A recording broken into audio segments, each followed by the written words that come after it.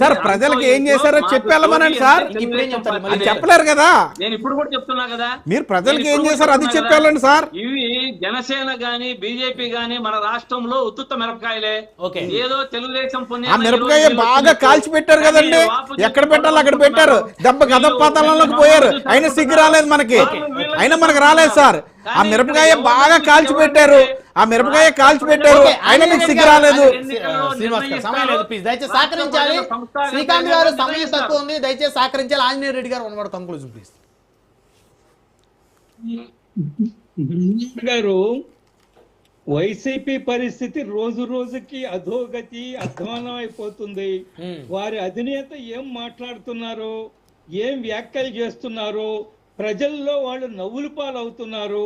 ఒకటి స్పష్టము, రేపు స్థానిక సంస్థల ఎన్నికలు చాలా స్వేచ్ఛగా జరుగుతాయి, గతంలో జరిగినట్లుగా జరగవు, స్వేచ్ఛాయుత వాతావరణంలో జరుగుతాయి. ఈ స్వేచ్ఛాయుత వాతావరణంలో ఎన్డీఏ కూటమి అద్భుత విజయాలు సాధించబోతూ ఉంది. చాలా భ్రమల్లో ఉన్నారు. స్థానిక ఎన్నికల్లో మీ బీజేపీకి మనుగడే ఉండదు వీళ్ళ ముందు, గుర్తుపెట్టుకోవాలి. మనుగడ ఉండదు వీళ్ళ ముందు. వైసీపీ చరిత్ర క్లోజు. మీకు మనుగడ ఉండదు సార్, మీకు మనుగడే లేదు. మీకు తెలుగుదేశము చంద్రబాబు నాయుడు గారు మీరు కుప్పగంతులు వేస్తున్నారు.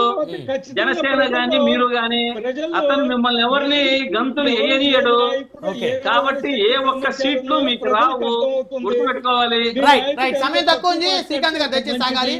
ఆంజనేయ రెడ్డి గారు సమయం లేదు. సురేంద్ర రెడ్డి గారు one word conclusion please. Sir, ఇప్పుడు వీళ్ళ మాటలను బట్టి, మా సోదరుడి మాటలను బట్టి అర్థమైపోతా ఉంది. అంటే వాళ్ళకు ఏ విధంగా రచ్చలు పెట్టాలా, ఆ వేడుక చూడాలా, చలిగా అంచుకోవాలా అని చెప్పి వీళ్ళు ఎన్ని ప్రయత్నాలు చేసినా, నేను ముందు కూడా చెప్పా, ఏమి కూడా మా మధ్య వీళ్ళ ప్రయత్నాలన్నీ కూడా సాగవు. బ్రహ్మాండంగా మాకు కోఆర్డినేషన్ బ్రహ్మాండంగా ఉంది. ఈ రాష్ట్రంలో స్వేచ్ఛాయుతంగా ఎన్నికలు జరుగుతాయి. ఆ ఎన్నికల్లో అద్భుతమైనటువంటి విజయం కూటమి పార్టీ సాధిస్తుంది ప్రజల మద్దతుతో.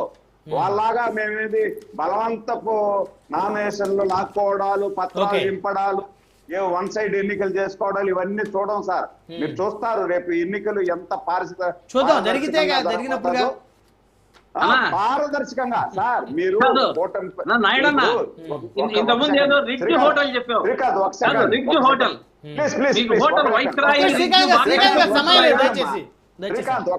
సెకండ్. ఇప్పుడు ఎన్ని మాట్లాడినా రేపు ఎన్నికల తర్వాత మనం కూర్చొని మళ్ళా మాట్లాడతాం కదా, స్వేచ్ఛాయుతంగా జరిగిందా లేదా.